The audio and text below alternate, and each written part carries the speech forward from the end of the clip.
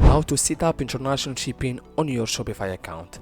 First guys, open your Shopify dashboard, then guys open settings, then hit on settings, then guys scroll to shipping and delivery section, then guys tap on general, then guys scroll down and create zone. Then you need to create which zone that you want and which country that you want to add it to international shipping. Then create zone guys, then tap and the zone name international, for example. Then guys in the search bar tap any country that you want, for example Africa, then hit Africa and Asia, then for example United Kingdom and United States, for example. Then hit on done.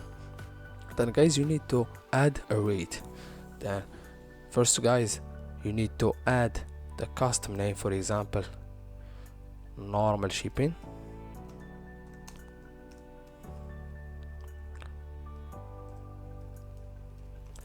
Then guys custom delivery, for example tracking number provided, then and the price for example just $5, then hit on done.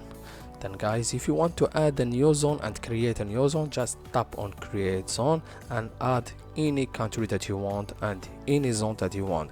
Then guys scroll down and hit on save. Then automatically international shipping on your Shopify was created successfully. Thank you so much for watching. See you in the next video.